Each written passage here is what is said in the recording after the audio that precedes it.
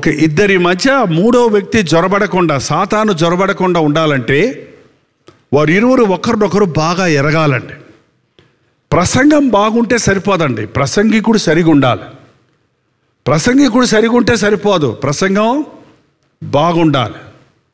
ప్రసంగం బాగుంటే మనుషులు మెచ్చుకుంటారు, ప్రసంగికుడు బాగుంటే దేవుడు మెచ్చుకుంటాడు. సో ప్రసంగికుడిని దేవుడు మెచ్చుకోవాలా, మనుషులు మెచ్చుకోవాలా? దేవుడు మెచ్చుకోవాలి, మనుషుల దయందును దేవుని దయందును. సరే, దేవుని ఎదుటను మనుషుల ఎదుటను నా మనస్సాక్షిని కాపాడుకుంటున్నాను అన్నాడు పౌలు. ఇక్కడ ఒక నిజమైన సేవకుణ్ణి, ఒక మాదిరైన సేవకుణ్ణి, ఒక పరిపూర్ణమైన సేవకుణ్ణి నేను చూస్తున్నాను పౌల్లో. అందుకని నేను పౌలు గురించి ఎన్నిసార్లు ప్రసంగించినా ఎన్నో విషయాలు నేర్చుకుంటున్నాను. ఆయన పరిచర్య విధానాన్ని నేర్చుకున్నప్పుడు అలాంటి పరిచర్య చేయడానికి ప్రేరేపించబడుతున్నాను. అలాంటి పరిచర్య చేస్తున్నప్పుడు అనేకుల్ని పరిపూర్ణులు చేయడానికి, సంపూర్ణులు చేయడానికి, అనేకుల్ని ప్రయోజకులుగా చేయడానికి ప్రభు కృప చూపిస్తూ ఉన్నాడు. ఒక నిజమైన సేవకుడికి పోరాటాలు ఉంటాయి, కష్టాలు ఉంటాయి, కన్నీరు ఉంటుంది, కానీ దేవుని ఎదుట యథార్థపరుడుగా ఉంటాడు. ఇక్కడ మరో మాట చెప్తున్నాడు 20వ వచనంలో, మరియు ప్రయోజనకరమైనది ఏదియు దాచుకొనక బహిరంగముగాను ఇంటింటను మీకు తెలియజేయుచు బోధించుచు ఏమంటున్నాడు? నేను ప్రయోజనకరమైనది అన్నీ చెప్పాను. ప్రసంగికులు ఏనండి సంపూర్ణ సువార్త ప్రకటించడం లేదండి. కొన్ని మీటింగుల్లో ఒట్టి స్వస్థతలే ఉంటాయి, కొన్ని మీటింగుల్లో ఒట్టి సంగీతమే ఉంటుంది, కొన్ని మీటింగుల్లో కఠినమైన ప్రసంగాలు మాత్రమే ఉంటాయి, కొన్ని మీటింగుల్లో పరిశుద్ధాత్మ అంటూ అలజడి లేకపోతే గందరగోళమే ఉంటుంది. కానీ సంపూర్ణమైన సువార్త, ఒక వ్యక్తి ప్రార్థించాలి, పాటలు పాడాలి, వాక్యం వినాలి, ఏంటండి కానుకలు ఇవ్వాలి, స్వస్థతలు పొందుతాడు. ఇది యేసుక్రీస్తులో మనం సంపూర్ణం అవ్వాలి. పౌలు బోధ సీక్రెట్గా చేయలేదంట, రహస్యంగా బోధలు జరపడతారంటండి.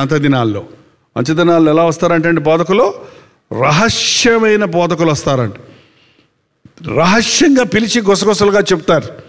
ఎప్పుడైనా సరే రహస్యం అనేది ఎందుకు చెప్తామంటే, రహస్యంగా ఎందుకు ఉంటామంటే, అది చెరుపు చేసేదే కానీ మంచిది కాదు, అది నిజం కాదు, సగం నిజమే కానీ సంపూర్ణమైనది కాదు. నీకే చెప్తున్నాను, ఎవరికి చెప్పని, ఎవరికి చెప్పకో అని ఎవరైనా అన్నారనుకోండి, దాని అర్థం ఏంటంటే నీకే చెప్తున్నాను ఎవరికి చెప్పగానే ఒకటి చెప్తే మొత్తానికి ఊరంతా వెళ్ళి మళ్ళీ చివరికి ఆమెగా చెప్పారంట వచ్చి. రహస్యం అంటే చెవులు కొరుక్కుంటారు కొంతమంది. రహస్యమైనది ఏది బయలుపడక మానదు. ప్రసంగికుడు బహిరంగంగా ప్రసంగించాలి, భయపడకూడదు, మనుషులకు భయపడకూడదు, పరిస్థితులకు భయపడకూడదు, మనుషులకు అనుగుణంగా తన ప్రసంగాన్ని మార్చుకోకూడదు. పరిశుద్ధుడైన పౌలు నేను మీకు బహిరంగముగా ప్రకటించాను, ఇంటింట మీకు తెలియజేశాను. ఈ మాట చదివినప్పుడు నా బైబిల్లో అండర్లైన్ చేసుకున్నాను. ఇంటింట అంటే నేను కూడా చేస్తున్నాను, ఇంటింట అన్నాను. నేను ఎప్పుడు వచ్చాను మీ ఇంటికి? అదే కదా, రోజు మీ ఇంటికి వచ్చి మీ ఇంటిలో మీతో దేవుని విషయాలు తెలియజేస్తున్నాను. పాస్టర్ గారికి వారానికి ఒకసారి అవకాశం, మించిపోతే 2 సార్లు ఉంటుంది ప్రసంగాలు అంతే. ఆదివారం మరి ప్రార్థన కోవటం, ఇంకా మంచి సంఘాలు అయితే 3 రోజులు ఉంటాయి. కానీ ప్రతిరోజు మీ ఇంటికి వచ్చి అన్ని అంశాలు బైబిల్లో ఉన్న పూర్ణముగా పాత నిబంధనలో కొత్త నిబంధనలో ఉన్న అంశాలు, రాకడ గురించిన విషయాలు, మారు మనుషుల గురించిన విషయాలు, ఆత్మలు సంపాదించాలనే విషయాలు, అప్పుల గురించి ప్రార్థనకి వెళ్తూనే ఉంటారు, వడ్డీ వ్యాపారం చేస్తూనే ఉంటాడు. మా సంఘంలో ఒక వ్యక్తి ఉండేవాడు, అన్నయ్య అంటాడు. మీటింగ్కి వస్తాడు, పసుపు ప్రాంతంకి వస్తాడు, ప్రార్థన చేస్తాడు. ఎవరో చెప్పారు ఆయన పెన్షన్ డబ్బులన్నీ, ప్రావిడెంట్ డబ్బులన్నీ వడ్డీకి తిప్పుతున్నాడు అని. ఏంటి ఒకరోజు పిలిచి అడిగితే, లేదన్నా ఎవరు చెప్పారు నీకు అంటే, ఎవరు చెప్పలేదయ్యా, అవునా కాదా చెప్పు. లేదులే ఊరికి ఎరువు ఇచ్చాను ఏదో అన్నాడు. కొద్ది రోజులు అయిన తర్వాత మొత్తం దివాళా అయిపోయి అప్పుడు ఏడుస్తున్నాడు. అప్పుడు వచ్చి ఏంటండి ప్రార్థన చేస్తూనే ఉంటారు, వడ్డీ వ్యాపారం చేస్తూనే ఉంటారు. ప్రార్థన చేస్తూనే ఉంటారు, సినిమాలు చూస్తూనే ఉంటారు కదండి. హల్లెలూయా స్తుతి మహిమ ఇక్కడ పాడతారు, అక్కడికి పోయి సినిమా పాట మళ్ళీ కూని రాగాలు తీసుకుంటుంటారు. స్నానం చేసేటప్పుడేమో సినిమా పాట, చర్చిలోనేమో హల్లెలూయా పాట. మరి చెప్పాలి కదా, ఒక నిజమైన క్రైస్తవ జీవితం సంపూర్ణమైనది. దేవుని బిడ్డలు సినిమాలు చూడకూడదు. కల్పితం, ఫిక్షన్, అన్నీ కూడా కట్టుకథలు. కామ క్రోధ లోభ మద మత్సరాలను కొంతమంది యవనస్తులను తీసుకొని వాళ్ళకి రంగులు పూసి ఎగరమని గంతులేసి అనేకులను ఆకర్షించేటట్టు కామము, క్రోధము, మదము, మత్సరము, లోభము, అంతే కదా. అయ్యే డ్యాన్సులు, అయ్యే కథలు. ఒక విలను, ఒక హీరో, ఒక 2 హీరోయిన్లు, 3 హీరోయిన్ల, ఎవడు తీసినా అయ్యే కదా. ఒకడు 10 మందిని దంతాడంటే ఎట దంతాడు చెప్పండి? కథ నిజమా అది? ఎక్కడన్నా 2 అబ్బాయిలు పార్కులో అర్ధనగరంగా బట్టలు వేసుకొని డ్యాన్స్ చేసుకుంటుంటే పోలీసు వాళ్ళు ఊరుకుంటారా? అమ్మ నాన్న ఊరుకుంటారా? మనం ఊరుకుంటామా చెప్పండి? అది నిజం కాదు. వాటికి కక్కుర్తిపడి ఎంతమంది కష్టార్జితాన్ని తీసుకొని వెళ్ళి ఆ సినిమాలు గడితే మూవీ స్టార్స్ అందరూనేమో కోటీశ్వరులు అయిపోతున్నారు, మనమేమో కూటికి లేకుండా మిగిలిపోతున్నాం. ఆలోచన చేయండి. ఒక సమృద్ధైన సువార్తలో మన నడవడిక ఎలా ఉండాలి, మనం ఏం చూడొచ్చు, ఏది చూడకూడాలి, ఎలా ప్రవర్తించాలి, ఉదయం లేచిన వెంటనే ఏం చేయాలి, పడుకునే ముందు ఏం చేయాలి, మన బంధువులతో ఎలా ఉండాలి, మన తల్లిదండ్రులు ఎలా ప్రేమించుకోవాలి, మన అత్తమామలను ఎలా గౌరవించుకోవాలి, ఇవన్నీ సువార్తలో మిళితమైన, ఇవన్నీ కలిసిందే బైబిల్ అండి. ఇదన్నీ కలిసింది సువార్త. ఒక్క రోజులో నీ పాపాలు ఒప్పుకో, మారు మనసు పొందు అని చెబితే సరిపోదు. బాప్తిస్మం పొందు పరలోకం వెళ్ళిపోతావు అంటే అయిపోలేదు. ఒక్క నిమిషంలో మారు మనసు పొందొచ్చు, మనం ఒక్క నిమిషంలో రక్షించబడవచ్చు, ఒక్క నిమిషంలో నీ పాపాలు క్షమించబడతాయి. కానీ క్రీస్తు సారూప్యంలోనికి నువ్వు మలచబడి పరిశుద్ధపరచబడడానికి నీ బతుకంతా కూడా చాలదు. బతుకంతా కూడా కొంచెం క్రీస్తులో నేర్చుకుంటున్న కొద్ది మన ప్రవర్తన మార్చుకుంటుంటాం, మన స్వభావంలో మార్పు వస్తుంది, మన అలవాట్లు మారతాయి, మన మాటలు మారతాయి, మన నడవడికలు మారతాయి, మన జీవితంలో క్రీస్తు సారూప్యం కనపడుతుంది. పౌలు అంటున్నాడు, తాను ఎన్నుకున్న కొంతమంది వ్యక్తుల్ని, తానుకు ప్రభు ఇచ్చినటువంటి కొంతమంది సభ్యుల్ని, కొన్ని ఆత్మల్ని రక్షణలోని నడిపించిన తర్వాత వారి పట్ల శ్రద్ధ తీసుకొని, ఒక తల్లి ఎలాగూ బిడ్డకు చాకరీ చేస్తుందో, ఒక తండ్రి ఎలాగూ బిడ్డను ధైర్యపరిచి నడిపిస్తాడో, అలాగూ నేను స్తన్యమిచ్చు తల్లి వలె మీ దగ్గర ఉన్నాను అని తెస్సలోనికలో ఉన్న సంఘానికి చెప్తున్నాడు.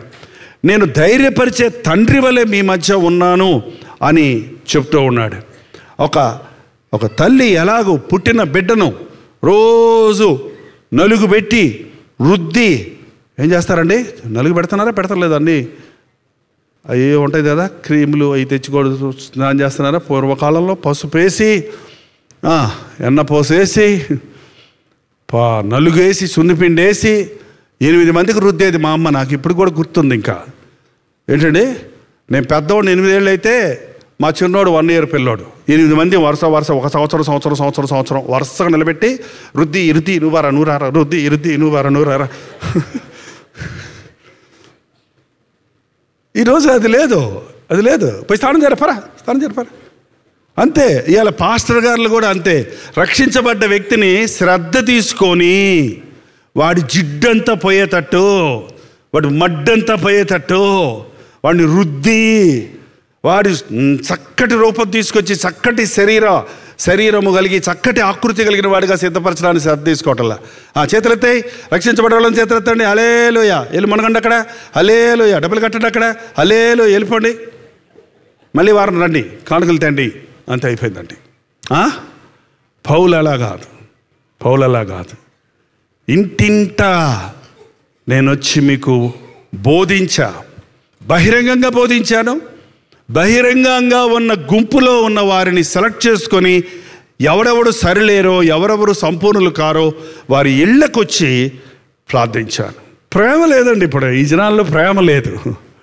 ప్రేమ పలకరింపు అనేది లేదు, ఐక్యత లేదు, స్వార్థం. ఒక్కింట్లో ఉన్న వాళ్ళకే స్వార్థం. భార్యాభర్తల మధ్య కూడా స్వార్థమే. భర్త మీద అసూయ భార్యకి, భార్య మీద అసూయ భర్తకి. అసలు ఎంత సాతానుడు జొరబడిపోతున్నాడో చూడండి. క్రైస్తవుల గృహాల్లో సంగతి నేను చెప్తున్నాను. ప్రభువుని నమ్ముకోవటం వేరు, భార్యతో సమాధానంగా ఉండకుండా వేరనుకుంటున్నారు కొంతమంది. ప్రభువుని నమ్ముకున్నోడు భార్యతో సమాధానంగా ఉంటాడు. ప్రభువునందు విశ్వాసం ఉంచిన వాడు భర్తతో విశ్వాసం ఉంచి ప్రార్థించే భార్య భర్తతో సమాధానంగా ఉంటుంది. పౌలు ప్రసంగించినప్పుడు ఈ బంధాలు రిలేషన్షిప్ ఈజ్ వెరీ ఇంపార్టెంట్. క్రైస్తవ జీవితం అనేది మన యొక్క అంతరంగంలో ఉండే భక్తి అయినప్పటికీ చుట్టూ ఉన్న వారితో సరైన సాంఘికమైన భావాన్ని కలిగి ఉండటము, సరైన ప్రేమ కలిగి ఉండటం. అందుకని ప్రభు చెప్పాడు, నీ దేవుడైన యెహోవా నీ పూర్ణ హృదయంతో, నీ పూర్ణ బలంతో, చెప్పండి, నీ పూర్ణ శక్తితో ప్రేమించు, నిన్ను వలే రెండే ఆజ్ఞలు ఇచ్చాడు. 10 ఆజ్ఞలు తీసేసి ఆ కొత్త నిబంధనలు ఏమిచ్చాడు దేవుడు? 1, నన్ను ప్రేమించు. 2, నీ పొరుగువాడిని నిన్ను ప్రేమించుకున్నట్టుగా వాళ్ళని ప్రేమించు. సిలువ అంటే నిలువు కర్ర, అడ్డకర్ర. నిలువు కర్ర నీకు నీ దేవునికి ఉన్న సంబంధం, అడ్డకర్ర నీకు నీ పొరుగువానికి ఉన్న సంఘం. నేను దేవుడు రైట్గా ఉన్నాం, నాకు పక్కలతో అవసరం లేదు అనేవాడు సంపూర్ణమైన క్రైస్తవుడు కాదు. నువ్వేమనుకున్నా నాకు అవసరం లేదు, మీతో నాకు సంబంధం లేదు, నేను దేవుడికి డైరెక్ట్గా మాట్లాడుకుంటున్నాను, నాకు పాస్టర్ గారితో పని లేదు, పక్కోళ్ళతో పని లేదు అన్నావంటే అది సరైన విశ్వాస జీవితము కాదు. నిన్ను వలే నీ పొరుగువానిని ప్రేమించు. దేవునితో సరిగా ఉన్నవాడు పొరుగువానితో సరిగా ఉంటాడు. ఈ సంపూర్ణమైన సువార్త నేను మీకు తెలియజేయుచు బోధించుచు. బోధించటం వేరు, చెప్పటం వేరు. చెప్పటం అంటే ఏంటి?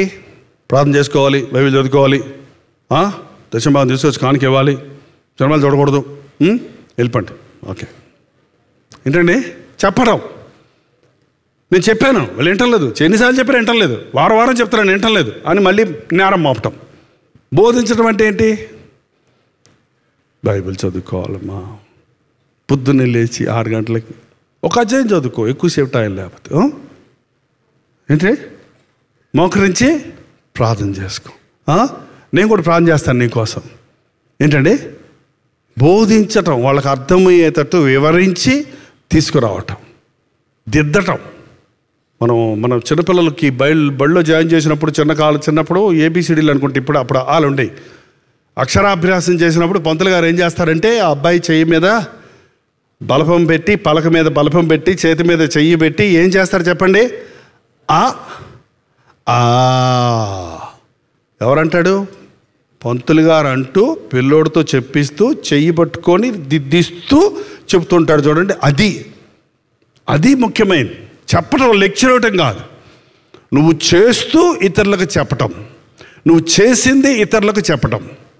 పౌలు అంటున్నాడు, నేను బోధించాను, మీకు నేర్పించాను, దిద్దాను. దేవుని ఎదుట మారు మనసు పొంది మన ప్రభు అయిన యేసుక్రీస్తునందు విశ్వాసం ఉంచవలనని యూదులకును గ్రీసు దేశస్థులకును ఎలాగూ సాక్ష్యం ఇచ్చుచుంటునో ఇదంతా మీకు తెలియను. 26వ వచనం. కాబట్టి మీలో ఎవరి నాశన విషయమైనను నేను దోషిని కానని నేడు మిమ్మల్ని గురించి సాక్ష్యము పెట్టుచున్నాను. చెప్పాల్సిందంతా చెప్పాను, నేనేమి దాచుకోకుండా చెప్పాను, బహిరంగంగా చెప్పాను, సంపూర్ణంగా చెప్పాను, బోధించి చెప్పాను, ఇంటింట వచ్చి చెప్పాను. నేను చేయవలసిందంతా ఈ 3 సంవత్సరాలు చేశాను.